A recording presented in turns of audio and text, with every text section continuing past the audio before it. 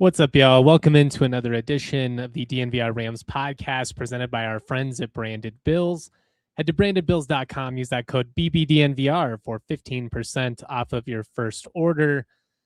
The Pac-12 era is officially here. Been a crazy couple of years to this point. I think there's probably a collective sense of relief to just finally be here. I've talked a ton about how I'm really antsy for the fall and football season and to stop having to dive into hypotheticals and projection and what do we think this program might be able to be in the Pac-12 under Jim Mora moving forward, all of that. I recently caught up with Sean Keeler of the Denver Post. He had a great article after interviewing Colorado State Athletic Director John Weber. Weber gave some insight on this move to the Pac-12 as well as why he does not want potential legislation to close the possibility of CSU moving into a Power 4 conference down the line. Obviously, there's still a lot in flux when it comes to the Protect College Sports or Safe College Sports Act, whatever it's called. But there's some interesting stuff in there, including how really this move to the Pac-12 is about improving CSU's status now. Sure, it is a step up. By how much so you could argue until you're blue in the face, but it is certainly a step up. But really, it's not just about like getting to the Pac-12 and being content, yay, we made it, we're out of the Mountain West. It's really about keeping the hope of being a power conference team. When you look at CSU's profile as an institution, especially with some of its ag roots, where we fit in as far as being an R1 research institution, like we're very much on profile with so many of these Big 12 schools, if not superior from an academic standpoint. But the football success obviously has to be there, and this is an opportunity to get a change of scenery, to reinvent your image nationally, to really regain some respect and establish yourself as a legitimate whatever, team in whatever this future version of college football looks like. So I thought it was a really interesting interview with Keeler. I think you guys are going to be intrigued by a lot of what he has to say. I'm also going to play my interview with CBS 4. Rod Mackey actually interviewed me, so that'll be a little bit of a flip on the podcast here. It's only like a 5-minute clip, but it's me talking about why I am excited for this move to the Pac-12, why despite being able to argue about, what is a power conference, what is the Pac-12, how much further of a step up is it from the Mountain West? If nothing else, it's a change of scenery. It's an opportunity to hit the reset button, and hopefully it's an opportunity, obviously, to rebuild the program under Jim Mora, who I do think was a great hire and all things considered about as good of a choice as I think CSU fans could have realistically hoped for. If you missed it, our guy Christian Saez, he's out for a little bit. He and his wife Marissa had their baby this week, which was awesome to see. Christian will be back with us come football season. We'll be with a variety of friends when it comes to the production side. We've got our guy Kale from the Nuggets Show rocking with us today. We appreciate him certainly after having to stay up and deal with some late night Nuggets news. The sports media grind never stops.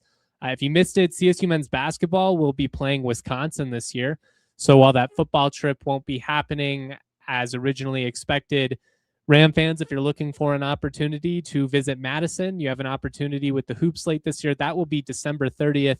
My man Rocco Miller, who is a friend of mine, great national college basketball reporter, really locked in, especially when it comes to the scheduling stuff. He broke that news yesterday. The non-conference slate is going to be quite the grind for CSU. They're going to play some legit teams. I mean, you're going to Boulder, obviously, but you're playing Nevada, you're playing in the Maui Invitational, you're going to play FAU, that's a team that went to the Final Four in the last half decade, and a lot has changed. Dusty May's not there these days. I get it, but still a competitive program nonetheless, and it's going to be a really fun schedule that Ali Farouk-Manesh is putting together. If you missed it as well, CSU Football picked up a new commit for the 2027 cycle, 6'5", 305-pound defensive tackle out of Georgia. Chris Hector, he actually took an OV to Georgia recently, so a really nice pickup for the Rams. Listed as a 3-star prospect, but you love that frame. Again, 6'5", 305. Some pretty significant offers: Georgia, North Carolina, Boston College, James Madison, Purdue, among others. Arkansas State. There were a bunch of random schools that were interested in him. When I watch him on his huddle clips, definitely surprised that he has not been scooped up by a power conference team. A lot can happen between now and signing day, but you shouldn't be able to move as well laterally, I should say, as he does with that size. He's very explosive, seemingly being recruited to play defensive tackle. He plays O-line as well, offensive guard and offensive tackle. But he is the type of athlete, especially in the trenches defensively, that schools like CSU have a really hard time picking up. I would say that traditionally, defensive tackle outside of like a 5-star quarterback is probably the hardest position for schools of CSU size to be able to recruit, and to be able to land a commit of his status, certainly, and his athletic profile. That is a big win for Jim Mora, for CSU football. I got to imagine that David Hill's connections from his time at UGA are coming in clutch there, and the Rams have had a pretty strong presence throughout Georgia with this recruiting cycle. And again, that makes sense given David Hill and his Georgia background. Price Tracy spent some time in Athens as well, so a lot of UGA connects coming in clutch for Mora. You wondered how the new staff would rebound. There were a couple of position coaches from that UConn era that you would have loved to have been able to be a part of this rebuild with Mora at CSU, but you had to trust his judgment when it came to, filling out his staff, and all indications, obviously they haven't played a game yet, but all indications just based on how they're handling things recruiting wise and the way they're schmoozing donors and everything, it sounds like things are going very well. Very just antsy for football season to get here. The last thing I'm going to say, and I saw one of the CSU accounts tweet about it this morning or yesterday, but because we didn't get an update on July 1st regarding the uniforms, some people may be questioning my reporting from 5-6 weeks ago. Stand by everything I said on the spot. If I have an update to give you in terms of, hey, what I heard was wrong, it's not actually happening, I will let you know. I still fully expect it to be Adidas. I think you should get an update in the near future. Good things come for those who wait. Just be a little bit patient, guys. There's a lot happening with the move to the Pac-12. You don't necessarily want to announce it, the same day. It's going to get overshadowed a little bit. And there still might be some, T's that need to be crossed and I's dotted and all that. We'll get an update in the near future. I do expect, I'm not reporting this, but I do expect that it'll actually be this season and not 27 where that change will be happening, but we shall see. Should get clarity on all of that in the not too distant future. Shout out to everybody rocking with us in the Toyota chat. Bob, I saw, was asking about the most recent commit. Yeah, we were just talking about him. He, of course, Chris Hector, a really nice athletic defensive lineman, intriguing prospect out of Decatur, Georgia. Should be a big time signee if they can get him to campus. If you've got any questions, comments, etc., fire them our way in the Toyota chat. We're going to play that CBS interview here in just a second before I play about a 45-minute or so conversation with Sean Keeler of the Denver Post. He caught up with John Weber, picked his brain on the move to the Pac-12, what kind of the vision is moving forward, and there were some interesting tidbits that came out of that. I also picked Keeler's brain a little bit just on his perspective as somebody without any regional ties. He's not from Colorado. He went to Northwestern. He's not actively rooting for or against CSU or CU. So I thought it would be good to get his perspective on this move and just ask him, does this move the needle for you? Is CSU a more nationally relevant? Are they a more compelling story in the Pac-12 than they were in the Mountain West? I think you guys will be interested to hear what he had to say. I thought it was fair. Some of it rooted in skepticism, which I think a healthy level of skepticism is fair when it comes to all of this. It hasn't necessarily been the guaranteed home run it could have been had they fully crippled the AAC. But I think at the end of the day, you just want to establish yourself as that fifth best football league. You want to keep access to the CFP open. And if you're CSU, before you start thinking about the CFP, again, you got to walk before you can run. Let's just get our feet underneath us again and get some mojo going, and some good things might be able to happen these next couple of years. Finally, let's do Remember That Ram and the CSU stat of the day, and then I'm going to play that CBS interview. But I want to shout out Garrett Grayson. So much of this series has been either old school guys who I think the younger generation needs to have more of an appreciation for, or some unheralded heroes, maybe guys who were better than some folks remember or were kind of overshadowed by circumstance. Grayson, obviously, undoubtedly one of the greatest quarterbacks in CSU history. But the reason I am going to start with him is ramping up to football season here. We are going to talk about some guys who really balled out in the border war. And Garrett Grayson in 2013 and 2014 absolutely shredded Wyoming. Both of them were double-digit wins. I've talked a ton about that 2013 win in Laramie and how it was a turning point, really, for the program under Jim McElwain. You're 2-4. You had been walked off by Tulsa. You lost a frustrating homecoming game to San Jose State. That might have been a MAC team before he went to Boulder, actually. But anyways, they go up into Laramie. They completely throttle the Pokes in 13 and obviously go on that run that extends throughout 2014 and includes the second win over Wyoming. At that point, the Rams had already beaten CU, Boston College, as well as Utah State. But the 2014 border war was one of my favorite memories as a student in the stands. The Rams led 38-10 going into the fourth quarter, led up a little bit. Really, in both of those wins, they were dominant, 52-22, I think, in 13, and then 45-31 in 14. But both of them, you're up like 4 scores going into the fourth, and you let your foot off the gas a little bit. Would have liked to have rubbed the salt in the wound just a little bit more. I'm petty. But it extended CSU's winning streak to 6 games at the time. It pushed the Rams to 7-1 on the year. And not only did Garrett Grayson finish with the second highest single game completion percentage of any performance ever by a Ram quarterback at .857, he became the first of, there are now 2 CSU QBs in the modern era to throw 5 touchdowns in a winning effort.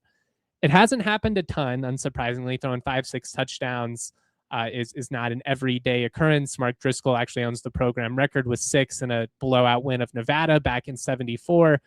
But most recently, when quarterbacks in this program have had to throw that much, it has not really been good. Both of the Hawaii shootout losses, KJ Carter-Samuels put up massive numbers in that 2018 game or whatever it was.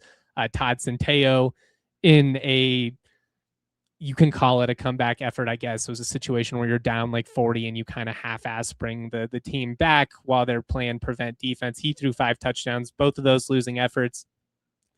Nick Stevens threw 5 touchdowns in the Idaho Potato Bowl loss back in 16. But on this day, man, Grayson just picked Wyoming apart. He and Nick Stevens against Savannah State in 15, the only quarterbacks in the modern era to throw 5 touchdowns in a winning effort. He completed his first 13 attempts of the game. And what I thought was particularly interesting about that performance, and really both of them, was the way that he was just able to torch Wyoming over the top. Obviously going 18 of 21, completing 86% of your pass attempts is insane in a 5 touchdown game.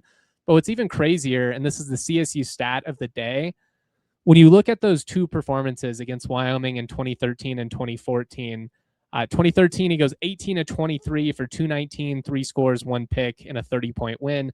2014, 18 of 21 for 390, 5 touchdowns, 0 picks. I will add that a couple of those plays, Rashard Higgins took a screen 43 yards all the way. He took another one 73 yards. So it helped having Higgins out wide. He made any quarterback look good. He was going to help your stats. But the fact that he threw 8 touchdowns over those back-to-back wins, every single one of them was over 20 yards, and it averaged out to about 38 yards of distance for those 8 touchdown passes. He was just dropping bombs all over the Pokes, and they couldn't do a damn thing about it. Grayson played the position in 14 as well as really any QB in history. Went 213 pass attempts without an interception that year. That's 68 more than number 2 on that list. Stevens went 145 pass attempts without a pick in 17. Also underappreciated in the grand scheme of things. Can any of you guess who number 3 is on that list? The most pass attempts without an interception. It's probably going to surprise you. It's not a name that you talk about often when looking back on CSU quarterbacks. If you do follow Colorado high school football, though, my guy Tom Thinnell, Bear Creek head coach, BC legend, my high school alma mater, threw 140 attempts without an interception in 81. It was a program record at the time, but still good enough for 3rd best ever. Not a lot went well for CSU in those early 80s stretches, but I thought that was fun to see him on there as a Bear Creek guy. Anyways, let me shout out a couple of partners real quick. Shout out Garrett Grayson, obviously one of the more fun players in program history. We're going to play that interview with CBS. We're going to then play our conversation with Sean Keeler. But unsurprisingly, I have rambled too long over the first 15 minutes. I need to shout out these partners real quick. You know the moment, the one where you realize you left your favorite sunglasses at the beach or on the roof of your car or at a gas station 3 miles away. I've been there, and it's devastating. At least it used to be. It doesn't have to be anymore with Shady Rays because they've changed the game. They're making sunglasses that are made for real life. They're seriously good looking. They're polarized. They're durable. I can stand by every single one of those statements. I travel everywhere with my Shady Rays. I don't have a hard case, just in like a soft cloth case. Been thrown around, books in there, my laptop. It's been crushed. They're doing just fine. What's great about Shady Rays is not only are they stylish, are they versatile, but they're not stupidly expensive. So many shades out there, they're charging you an arm and a leg. And if you lose them or break them, you're screwed. Well, guess what? Shady Rays, they're hooking you up with a great deal. And if you lose or break them, boom, they've got your back. No guilt trips, just replacements. Every single pair is backed by lost and broken replacements. Shady Rays really is the eyewear that has your back. Go to shadyrays.com. Use that code DNVRSR for 50% off 2+ pairs of polarized sunglasses. I also want to talk to you about my friends at Casamigos. Bring your friends, fans, and frenemies together one Casamigos marg at a time. No matter who you're supporting, say cheers with a Casamigos margarita. Pair your World Cup watch party with a delicious, new, ready-to-enjoy Casamigos marg. It's made with the best simple ingredients, just Blanco, tequila, lime juice, and natural flavors. Not a bunch of extra gunk in there. They're sure to rival any of your favorite hangout spots, and what's great is all you got to do is uncork, pour over ice, and garnish with lime. It's so easy that even, a bunch of dinguses like us cannot mess it up. Just 110 calories per serving, made with real juice. They've got 2 flavors, classic lime and spicy. And we'll be hosting watch parties, actually, at the DNVR bar for the U.S. men's national team as long as they are going. Shout out the U.S. for that big win last night, even in spite of that BS red card. We'll have $12 Casamigos margs all tournament long. Check out thednvr.com/events for more details and free RSVP. And whether you're at your favorite spot or stocking up for home, make it Casamigos. All right. Like I said, I know some of you have already seen it on social, but not everybody is on Twitter. So I did want to play my interview with CBS4. I really appreciate them for having me on. It was an honor to be on with Rod Mackey, a staple of the Colorado sports media scene, a guy who I grew up, watching on 9. Still a little bit weird to see him on Channel 4. Like, you get used to certain sportscasters being associated with certain brands. It was like when Aikman left Fox for ESPN. It just feels a little bit weird, but it was really fun, and it was a big deal for me. My grandma, seeing me on TV, it's funny. The older generation, for them, like me being on CBS4 is validation of my career, not everything that I've done online, but it's a different generation. I get it. So here is that interview with CBS4. You're watching Advent Health All Access. Welcome back to All Access. On July 1st, the new Pac-12 conference opens for business, and of course that includes CSU making the jump from the Mountain West to the Pac-12. Justin Michael of DNVR joins us to go in depth about the Rams moving on to the Pac-12. Justin, thanks for joining us. And boy, there's a lot of changes right now going on in Fort Collins. They're installing a new football field at Canvas. They're tearing up the basketball court at Moby. What do you think the benefits are for the Rams joining this new Pac-12, Justin? Yeah, thank you guys so much for having me. It's certainly an honor. I think the move to the Pac-12 more than anything offers a change of scenery. You know, CSU had a lot of success in the first decade of the Mountain West. They won 3 of the first 4 Mountain West championships. They haven't won one in football since 2002. There was a lot of excitement with the opening of Canvas Stadium and the feeling that with these shiny new facilities that CSU was going to be able to play their way into the national conversation. At one point, there was hope of joining the Big 12 along with some teams like Boise State. But the reality is that college football has changed pretty dramatically over the last half decade in a way that really has not benefited schools like CSU. And so while you can get into the semantics of what is a power conference and how will this league be viewed, it offers an opportunity for schools like CSU, like Boise State, like San Diego State, who are very much invested in competing in athletics and think that they should be able to be in this picture of whatever the sport looks like moving forward. It's essentially a bet on themselves, and considering the way the sport has kind of left them behind, I don't think they have many better options on the table. So with that said, do you think this new Pac-12 will be better than the old Mountain West?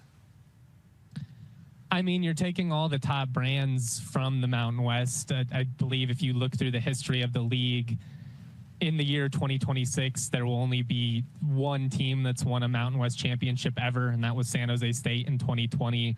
So, I mean, you're not necessarily being in a league that's going to be viewed on par with, you know, like the old Pac-12.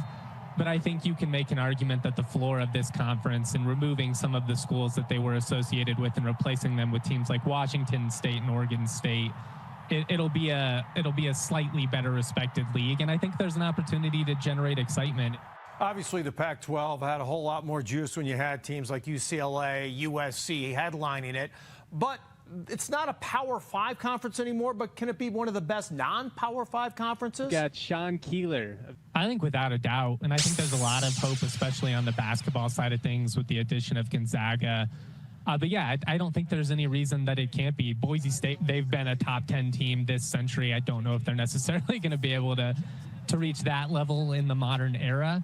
But I think this is a conference that has teams that are invested in athletics at a high level and to some degree of success have been able to, you know, really benefit from that. But it's really up to these schools, I think, to determine whether this is a success. And again, I just keep coming down to how competitive is it and is it fun? Because if it is, people will find a way to tune in. Justin, last one for you. We're going to finish with football. And I like the hire. Jim Mora, Jr., it seems to bring a lot of buzz to Fort Collins. What were your initial impressions about what you've seen from Mora? And what do you think his biggest challenges will be? Yeah, I mean, the biggest challenge is certainly just eliminating a losing culture that seemed to persist regardless of staff changes. And there have been moves that on paper seemed decent at the time, like Jay Norvell. And for whatever reason, this program has just struggled to put things together with any type of consistency post Sonny Lubick. So, I mean, you really got to buck a trend of basically 15 years of losing, which is going to be tough. But I think there's reason for confidence. This is a guy who won at UConn, which basically had no historical success before that. Look at what UCLA has been since he left, not much. So he's a guy who has been able to dramatically raise the floor of everywhere he's been. I think realistically, he was about as great of an option as CSU could have found, especially coming off of the 2-10 season. But he's old school. He's certainly intense. It's a far different vibe than what we witnessed under Jay Norvell.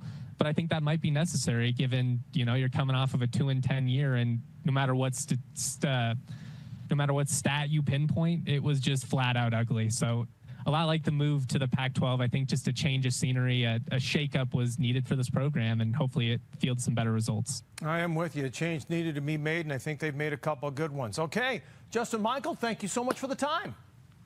Thanks for having me. Big shout out to CBS Colorado for having me on.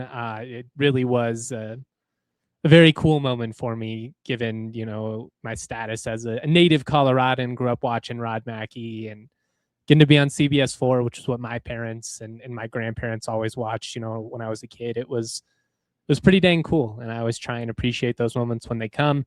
We are going to play that interview with Sean Keeler of the Denver Post now. I don't want to ramble on too much because we've got like 40 plus minutes with him as well. So we're going to go a little long today.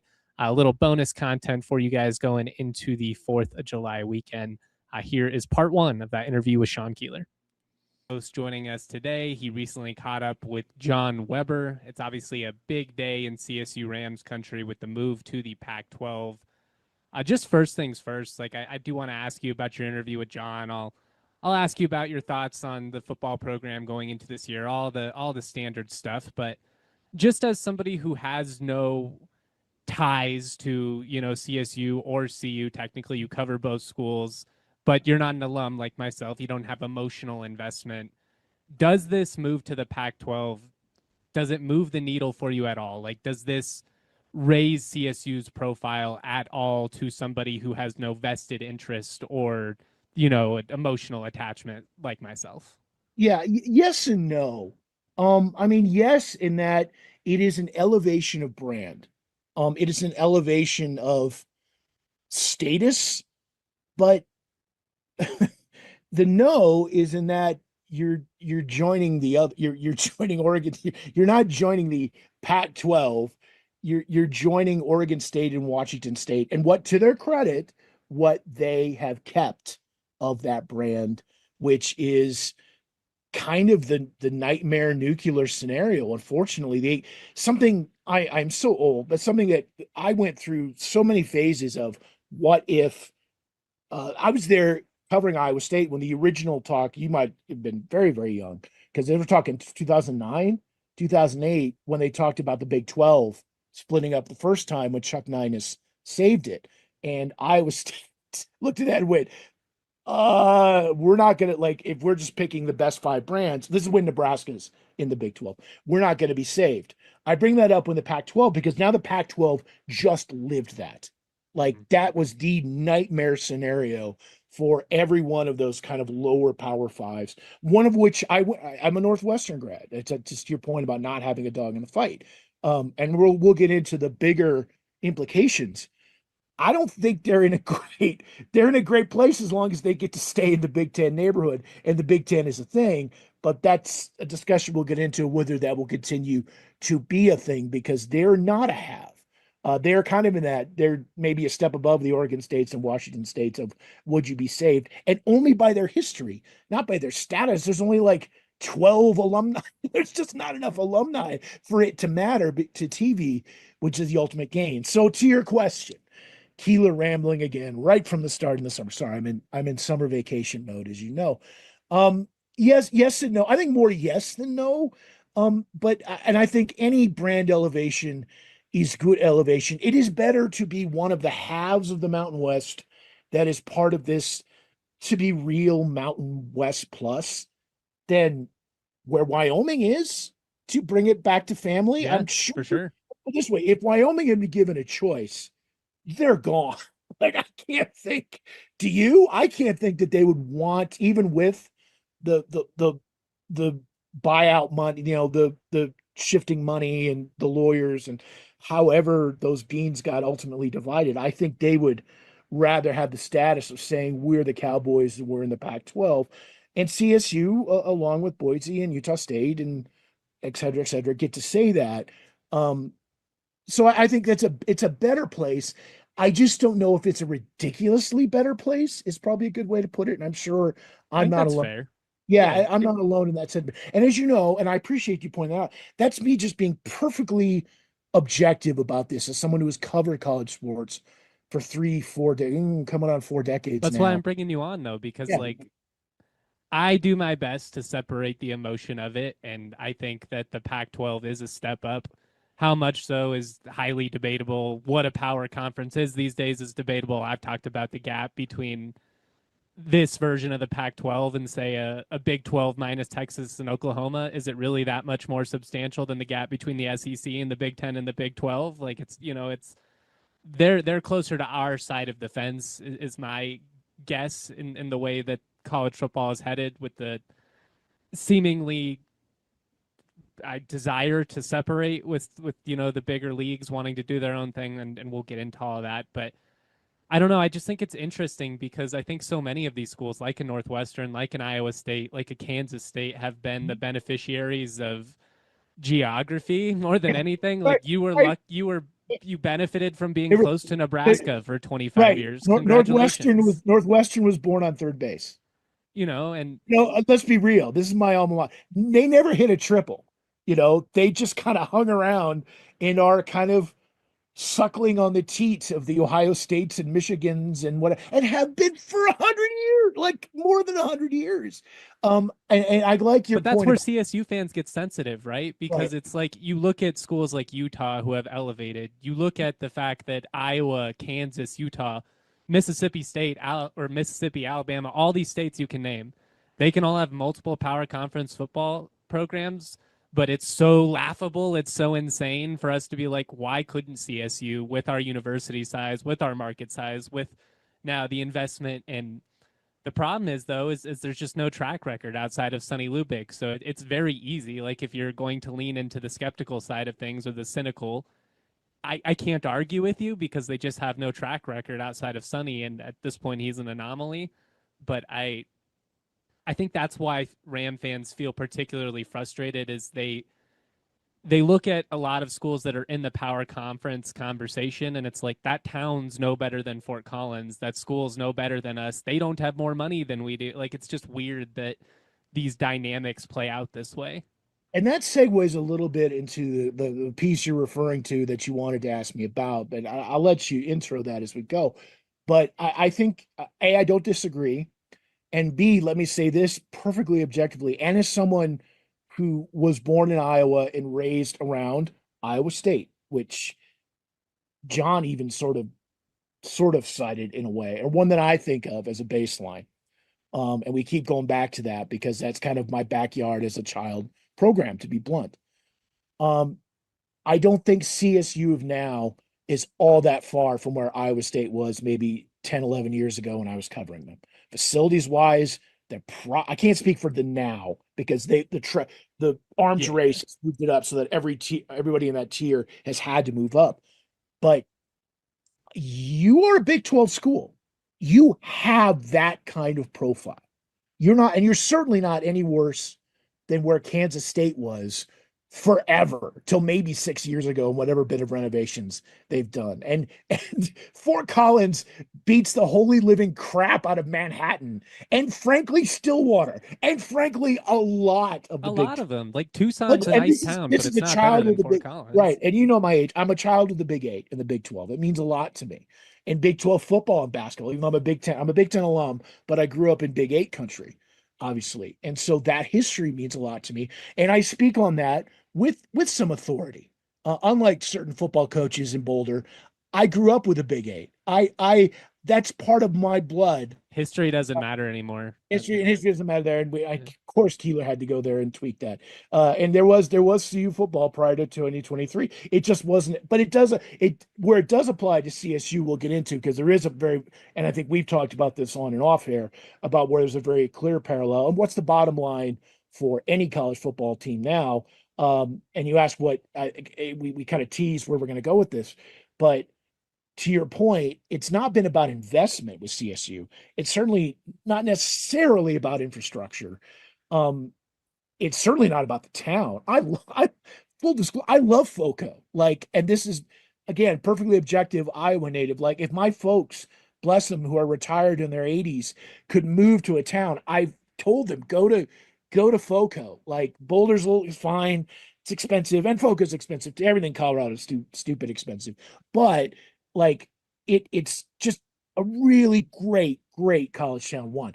But to your point, the problem with CSU is largely what had been the problem at CU, and they shared that, and that was not lack of ambition. Well, CU was lack of ambition. CSU was not lack of ambition; it was simply lack of results. to your point, and that you couldn't execute upon the one thing you have to be, and especially you have to be if you're the Rams, and then you have to be relevant. And relevance can be judged in different ways. Let's bring up the evil empire. CU was relevant because of one guy and one guy only. And he knows it. The school knows it. The president knows it. Everybody knows it. So they all go like this. And because if that goes away, they all have this look like we are propped up by one dude. Bama football doesn't say that. I mean, you could argue that Saban was that guy, but not to the degree that it is at CU. With CSU, it's just the hardest thing to be. One of the hardest things to be is a group of 6 right now, with to your point of where the tiers, including SEC, Big Ten, to everybody else, where the tiers are pulling away from each other. One of the hardest things to be is in the margins. Because CSU is a high group of 6 and should be among the elite group of 6. But when your football is that bad for that long, despite the investment, you have no footing. You only, and this can be a very quick podcast, very quick episode. What does CSU have to do? Just win in football. And I think that's John's ultimate point, obviously his ultimate goal. And for multiple reasons had decided that Jay's era was not ticking off enough of those boxes quickly. I think quickly enough. And you've dealt with this as intimately as I have. I think the speed of that and knowing that the Pac-12 was coming had some. Boy, we are really off left field with the Jay discussion to move backwards before we move forwards. No, it's all good. I think it's all part of it. It just wasn't happening quickly enough. You had to fund him a year ago at this time, and we may have talked about this. I'm sure we did, if not a year ago, then 2 years ago. CSU had to ask themselves: are we good enough for the league we're entering? Are we good enough to be in the with the most money, best 5? Maybe not in results, because Hawaii and some others would make a case. Air Force, well, old Air Force would make a case. We're joining the 5 most moneyed of our peers. Can we continue to compete with that? Can we compete with Oregon State and Washington State? The answer is yes to a point, but you weren't beating them. And ultimately, I think what helped do Jay in, unfortunately, for all the pros that, and you and I know him personally as well, is that they looked what I think it was something like 3-6 or 3. I'm missing what it was off the top of my head, but it wasn't great. And you had to know where you were going with that move. And you had to be, in the only way that a group of 6 team can be relevant, there are 2 ways. And this is what CSU wants and what John wants. And that is, you can hire a Kardashian as your coach and the results don't matter. And frankly, I'm not sure how much the results matter to a point to CU, although they're going to start to matter more, to use that example. Or you just got to win. Man, you have to. Like, it's not a maybe. And you have to be the team that's knocking on that playoff door when you keep talking about we're in the, and Jay talked about this a lot, and I know he meant it. There's a spot for us. We just have to be that good. And they just weren't close. And the one, even if they'd gotten there 2 years ago, I mean, would they have? Who would they play? It wasn't UNLV. They would have. Who would they have played in the title? They would have played like Arizona State or somebody like that. Like to come out. I mean, and would they have won that conference title game that year too? I don't think. That's what I was trying to remember. GNT's running for 200 yards in that game and 4 scores. It was Boise, right? It would have been Boise, right? They wouldn't have beaten them. So they might have got, but you can argue they should have gotten there. I would contend that. I would contend, now we're going back to the Jay thing. I would contend 3 years ago, that team that went 5-7 with the best offensive player in the conference and the best defensive player in the conference. So you're not like, oh, don't make me relive this. And what was it? 4 close losses, 5 one score. That is the CSU experience in a nutshell. You're up by double digits with half a fourth quarter left in Boulder. You blow it. You take the lead with under 2 minutes left against UNLV, who is a 10-win team that year. You allow them to go right down the field, walk you off. You do the same thing against Hawaii. But the thing is, like, while Jay certainly came up short of expectation, like, that's just CSU, man. Like, the Rams won 10 games in 2014. They have a chance to go 11-1. They lose to a 10-win Air Force team. Like, they'll make sure that's classic CSU luck. There's 5 10-win teams in the Mountain West that year. Who saw that coming? But it's just how they've always been. They've never been able to outside of a here or there under Sonny, like really capitalize when that moment is there. And this has to be the moment, I think, for CSU, Yeah. just with the way that college football is moving. Like for so long, we thought it'd be Campus Stadium. They pissed away that opportunity. We're a decade in, you have 2 winning seasons Yeah. with 0 postseason wins, no real big wins. Like they beat a terrible Arkansas team in 2018 that nobody will ever remember. It's just, it's been the epitome of mediocrity for so long. So Yeah. let me ask you this, Yeah. as again, somebody who's not coming in with emotional investment, what do you think CSU's ceiling can be over the next? Like, can they make that leap? Do you think it's even possible at this point, or are we in like angels in the outfield territory? You know, or it could happen, or like, could it tangibly happen? Like, is there actual realistic reason to believe CSU can be better than what you've seen since coming to this market? Yes, but to your point, I think because now I've been here for most of the Canvas decade. We'll call it the Canvas decade. And yeah, the 2 winning that is a damning stat, but it sums it up where you're at of like this was this golden goose that was supposed to let's try facilities to springboard us to where we want to go. And they haven't. But yeah, I do, because I think this was a Hail Mary. Back to my point of, you can either get the celebrity coach or you can get outkick your coverage for a coach.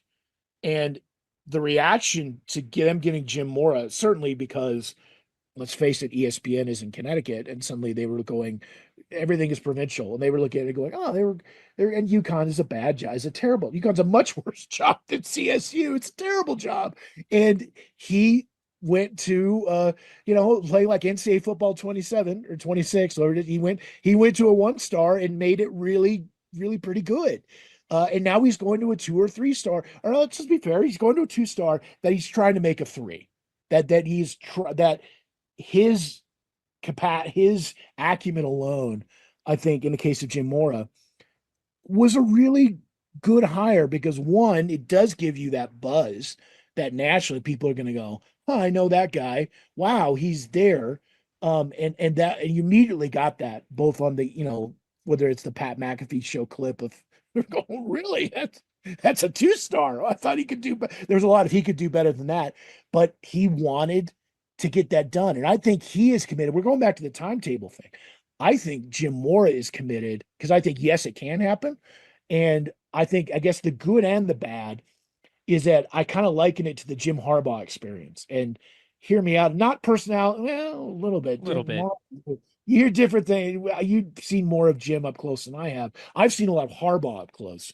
And my experience with Harbaugh is he's a bit of a wackadoo, but I like him okay. I wouldn't want to cover him all the time because he's a wackadoo. And it's kind of, there's a whole other story with that that pertains to now the Deion Sanders experience. But regardless, where it pertains to with Mora, or where it compares to Mora, is he's good.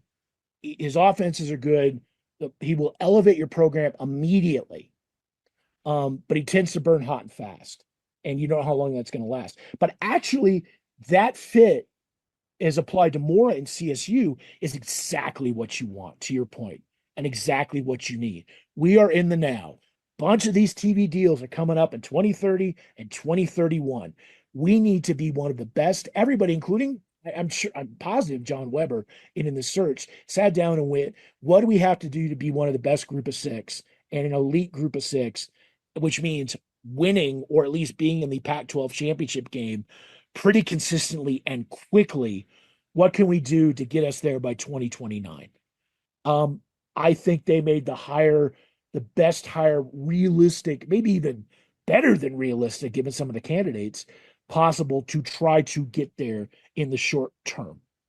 And if it doesn't work by 2029, there are going to be a lot of bills to pay, as there are in a lot of places, because you're spending a lot. And you're going to have to reevaluate when that next TV round kind of comes around in 2030, 31, and 32, and where you are of the next musical chairs gets played. But that was, I think, one of the, objectives, not just playing to the audience and to you. I think there was a hell of a hire. and No, I do probably too. I think in theory the realistically, best he was hire, about as right, good as you that could you have could have hoped made. for. Yep, he was as good as you could have got. And so that's the play. Again, back to could we win the Pac-12 with Jay Norvell? Long sigh. We'd like to, probably not. I'm pretty sure that's how a lot of those convos went, to be blunt. And it hurt in a lot of ways personally, given that the relationships that Jay had built, and certainly the contrast relative to his immediate predecessor and some of the good vibes that came back. Um, this was a business decision, and we'll have to see how well that pays off. But to your question, I think it can. I mean, will it? You're going to have to beat Boise. You're going to have to be better against Utah and Fresno than USU and Fresno than you have been. But I mean, you can. And I a lot of people would tell me they think that they will within the next 20 to 30 months, within this 3-year span that you want to take advantage of. So I'm excited, knock on wood, to see that and hope I get a chance to see that come to fruition. What would constitute a successful season in year one in the Pac-12 for CSU? Because their win total's like 3.5. I'm telling you right now, they win 3-4 games. That's going to be considered as a disaster, a total failure.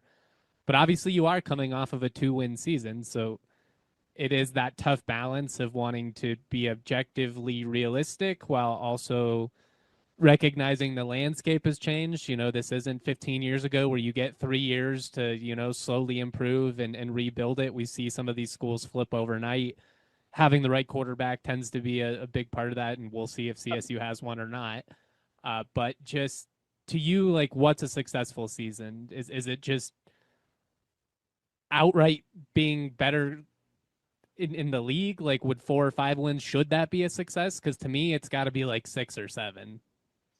I think 5 to 7 wins is a success, and the shape of that five would determine True. how Like, you got to beat successful. Wyoming week Like if you one. right, if you beat Wyoming, if you've done, you beaten the team you should beat that are the usual barometer, and you've gotten an upset there, or you've taken down. I guess you're entering a world which is back to the how prestigious is the Pac-12.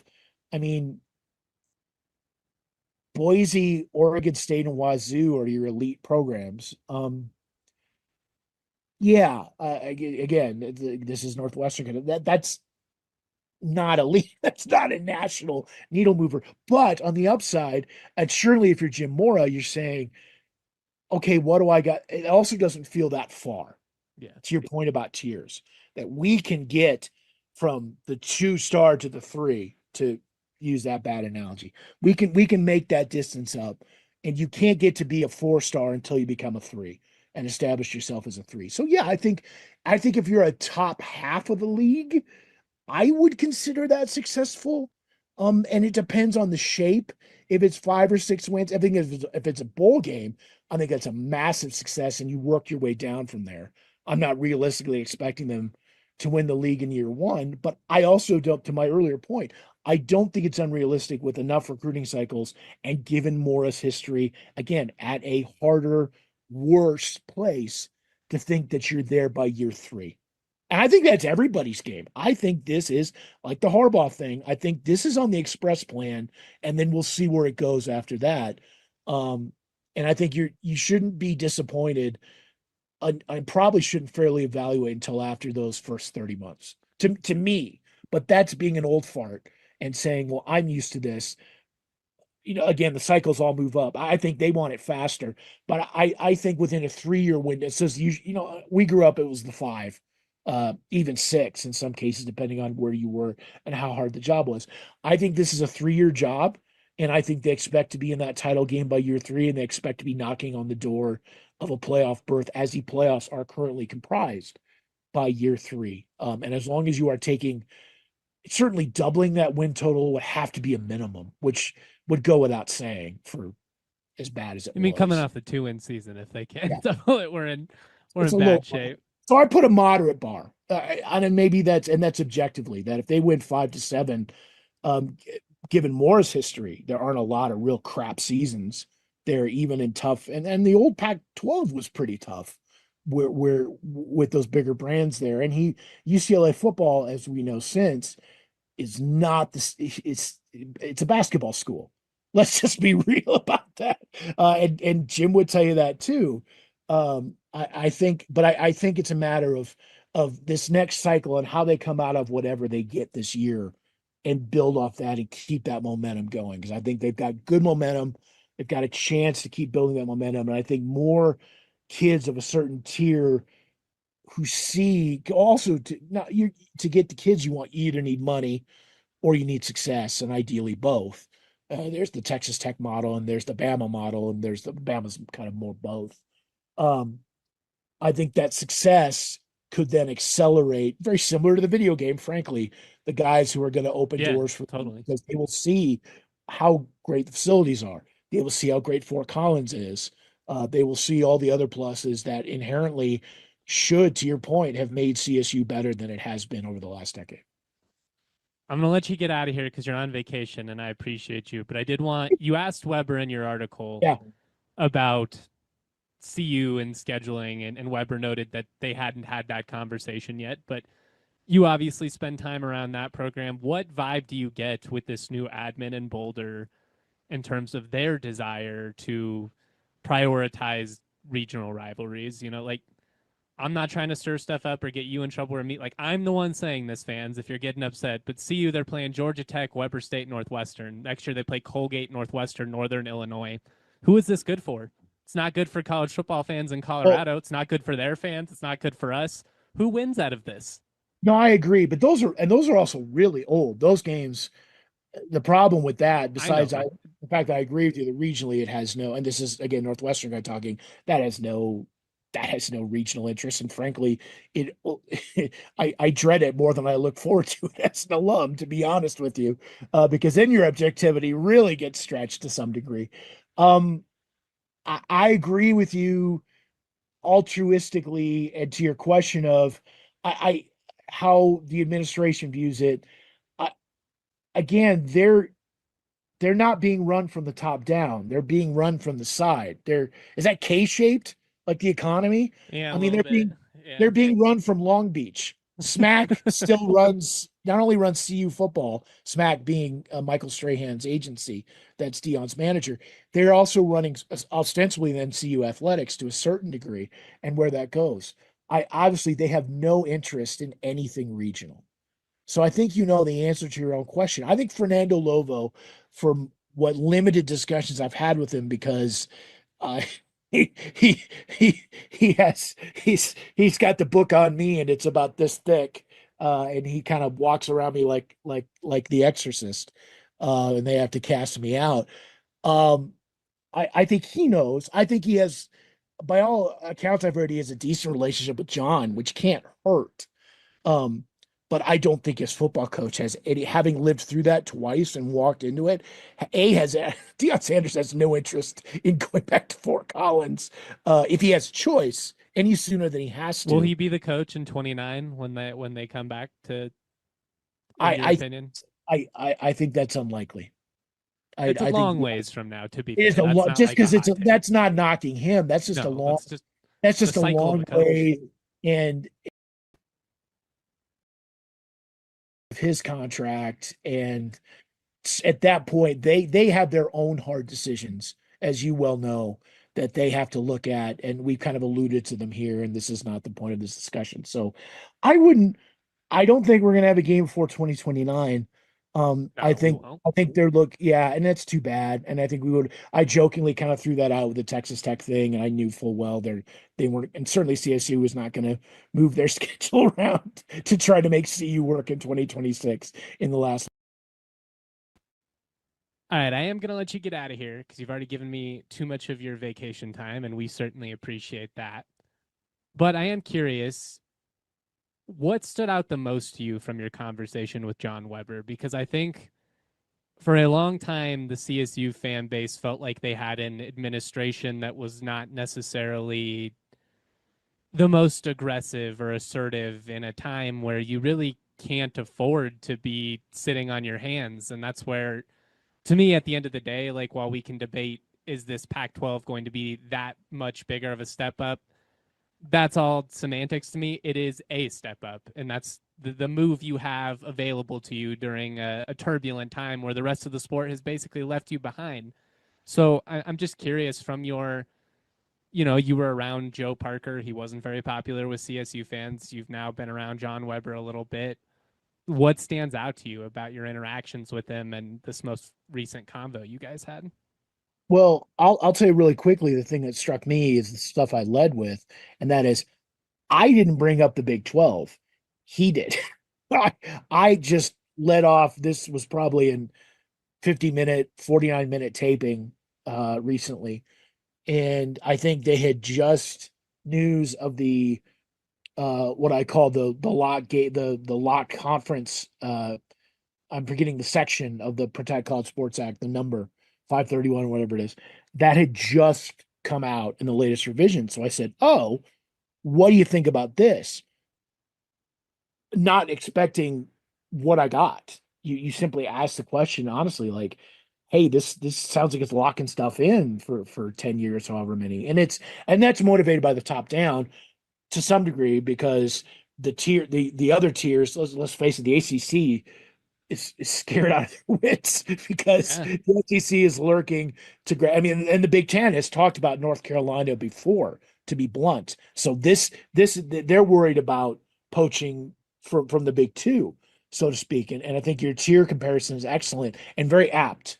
And CSU is trying to move into that kind of third with an aspiration of getting to the second, which is what John brought up fairly unprompted, other than I just asked about the Protect College Sports Act. And he's like, well, we've got this, and I don't like that part of it. And here's why, because we're basically a Big 12 school in profile. And he listed the means. And I sat there and just kind of back to the Iowa State thing, where I kind of nodded and went, yeah, yeah. I mean, yeah, and even the current Big 12 is comprised is a lot of land granty kind of, not said insultingly, kind of ag and military backgrounds, to be blunt. In a lot of cases, you got a few big brothers, Utah, CU being the two of the primary ones, and then a lot of knots. And that certainly is where CSU fits that profile. And I don't think they're immediately looking. I know the deal is up in 2030. I think that's right. No, 2031. 31, I think. Yeah. Pac-12 grant of rights expires. The Big 12's is 2030, which they went short by design, because I think the Big Ten's is 2029. So you've got all these tectonic plates again. I think with John, that comment only affirmed to me, and it certainly clearly did to you and to other CSU fans in our audience, that the ambitions have not changed just because the league has.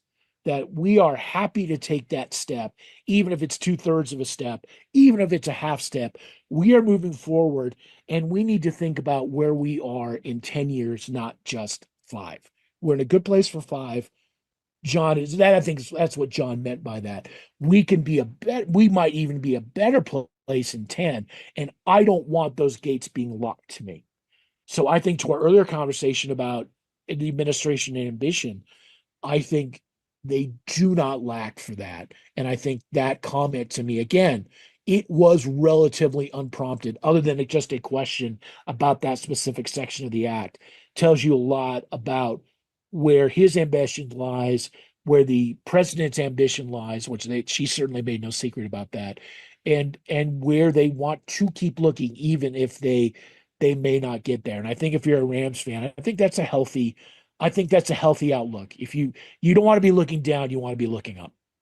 Well, and it is important to remember that this is ever changing. Like as dramatic as it has been over the last 4 or 5 years, we've certainly seen more significant and rapid movement than I think we're accustomed to. But like it's the Mountain West formed in the first place because schools like CSU were tired of their old conference, which had ballooned to 16 teams, too many, and they were losing regional rivalries. And it's like so many of these arguments are just going to come full circle again, especially for some of these weird wonky leagues. Like 5 years from now, who knows where we're at. So if you are CSU, you just want to have all options on the table, right?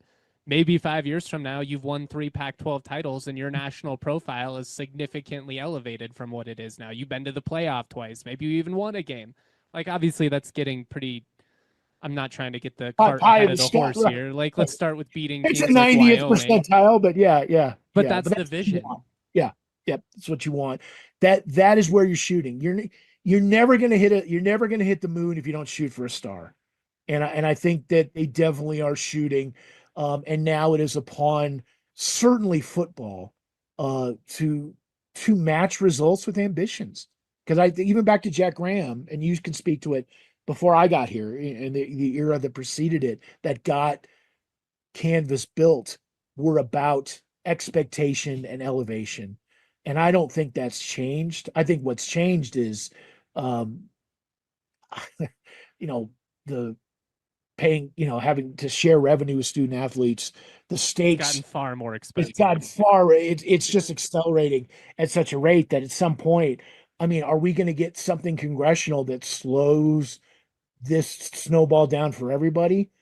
Yeah, but with this Supreme Court, and we have definitely talked about this, being a very free market Supreme Court, and that's I was kind of surprised that Sorsby, not to go down another rabbit hole, ended the way it did because I could see them looking at that. Their argument was, well, we're free market, we're ultimate free market now, and who are you to say that this guy can't earn X and Y, or this gal can't earn X and Y, and that's considered a holy writ to this court. And I think as long as that continues, you're going to have a hard time, just call it not just CSU, but college sports in general, putting that genie back in the bottle.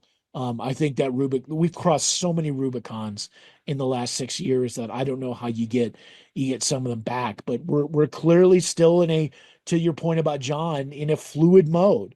And when you are in a fluid decade, you cannot shut any door and you cannot rule anything out. In a world where Washington and Oregon are in the Big Ten with Rutgers, can you rule anything out? No. And I think that's a healthy way to look at it. And how healthy CSU ultimately will be as an athletic department will be determined, unfortunately, by the football success or lack thereof as the tide that lifts all boats. And I again, the good news is there's some upside there and some growth potential there, and we'll see how far that tide lifts. Just one of those, and we don't have to go down a whole tangent, but as a like if CSU had just been so much more proactive, if they invested at the rate that they invested in with Jim McElwain when Sonny Lupick was there, doing more with less, like you got passed by your peers, like teams like you. That's what's so hard, I think, for some of the younger generation to understand when I start talking about it, because they have no proof of concept. If you grew up watching 15 years of CSU and CU struggling to go 4-8, you can't even conceive the idea that like in the early 2000s the expectation was for all of these teams regionally to win 9-10 games. Like those were your peers. It wasn't like, oh, they're so much bigger than us. And that's where Ram fans, especially that are old enough to have experienced it, just lose their minds of like, TCU is in our league, Utah was in our league, BYU is in our league. Then you went Yeah. out and added Central Florida, Cincinnati, and people who are not in our league, but were comparable counterparts. So like this concept of power four and who is a power team, it's just so fluid, and that's where I do think it's scary if you potentially close those gates, because it's just like, why is now the time to close it if it's always been in flux? Like they really got to figure out promotion and relegation. We know it'll never happen because the big brands would never ever allow that, but God, that would be so I'm good for the sure the sport. Big Ten will love relegation. Speaking for a Big Ten have not, I love getting set down. But ultimately, yeah, this is a much wider scope, and maybe we walk away with this, that all this is fluid. Two, TV is the tail that wags the dog. Three, if you're 100%. CSU, you've got kind of a celebrity coach, but you've got a good coach. You need to win. So winning is the bottom line and getting those results. But you bring up TCU and Utah and BYU. Yeah, that's pretty telling, because you kind of did get left behind objectively from that over the last decade. And you can argue that the a decade ago was an opportunity missed that led you to where you are now. But this all could break up. Like, all it's going to take is one, and it's been talked about, and it's being talked about with the Protect College Sports Act, is you have a lot of Power Fives have not, who want to, where this pertains to the John conversation about the Big 12 and the ACC, that the Big 12 and the ACC want to keep from getting rated, and the Big 10 and the SEC want to keep some investment firm that has a gajillion dollars and former TV execs from coming in and saying, with the Big 10 SEC, you don't need Purdue, you don't need Ole Miss, you don't need Miss, don't need Northwestern and Vandy, because that would be better for CU and North Carolina, who have their Kardashian coaches and know that they would be an interesting TV brand. Not so. What do you do with Indiana? It's just winning. It's just quality football. Right, they're in a position now. Yeah, they have to give Cignetti total rabbit hole everything they want, because they're not in that. You draw a cutoff line of say 50 for a Super League. If a Super League relegation happens, I think your school and your alma mater and mine are going to be in the same pot, to be frank. And then there's a real fight for where that top 50 line is and where that demarcation is. So my point being, everyone has different agendas with this Protect College Sports Act and what they hope comes out of it. And there lies the biggest issue with the sport as a whole, is everybody is out for their own interests. You don't have a Goodell who's looking out for the betterment of the entire sport. Yeah, we have none of that. It is, it's 100 brands for 100 cabs for 100 players, and everyone's got their own backside interests. So it will be fascinating. And I tend to think that money rules, and ultimately where this is in 2030 is where especially after COVID, because I think everyone got scared, list by that experience. They saw the death of everything, of what happens if you suddenly lose all your gate and all your revenue, what would happen. And everyone's in such a money grab mode that will ultimately dictate, unfortunately, the biggest dollar, as it often does in this country and many things. The biggest dollar will win and will dictate then the trickle down where it applies to CSU. And our discussion is, you need to grab, again, the Reaganomics world in which we live, in college sports being the ultimate Reaganomics. You've got to grab whatever trickles down and as much as you can for where that flow is, because build yourself up by your bootstraps. Yeah, that's right. You don't need anyone. You're not going to get protected unless anyway. That's a whole nother podcast, boys and girls, and gets me closer to a Mai Tai in vacation mode. But it is an interesting time, and it is very, very fluid still. And it will be as long as TV wants it to be. Sean, you're the man. I appreciate that you're willing to stir the pot every now and then. I think you're willing to give the hard take, which not everyone necessarily is. And it was great to chop it up with you. It's fun. I'm looking forward to being around you come football season again. I'm looking forward to being around you. I'm just looking forward to being on the payroll, so to speak, in this market in these interesting times, because as you know, it's fluid for us too. Very much so. I look forward to any fall I get to be a part of college football again, and good, bad, or otherwise. I love it. It's still my favorite sport, in spite of what some of its figures have done to me, good and bad. It will always be a part of me. So thank you for having me, and wish you a great rest of summer and take a break, get away, go somewhere, go do something. Lovely wife, lovely fam. Go do something. I'll take a day or two off here or there, but yeah, the content machine never sleeps, as you know. But Sean Keeler's the man. Make sure you guys are reading everything he writes, subscribe to the post, support local journalism, follow him on socials, all of that fun stuff. Much love, my man. Thank you. Same. All right, y'all. Hope everybody has a happy and safe 4th of July weekend. We will be back next Tuesday and Thursday. I might talk about the Trey McBride comments on Tuesday's show. It's a bit of a non-story that's going to get drug out of proportion, but it is what it is. Certainly not a good look for CSU. Hopefully far better stories to be told down the line. Thank you for listening to the DNVR Rams podcast presented by Branded Bills. Head to brandedbills.com. Use that code BBDNVR for 15% off your first order. Much love, y'all. Happy 4th. We're always proud to be. Peace. We all silly like the mayor.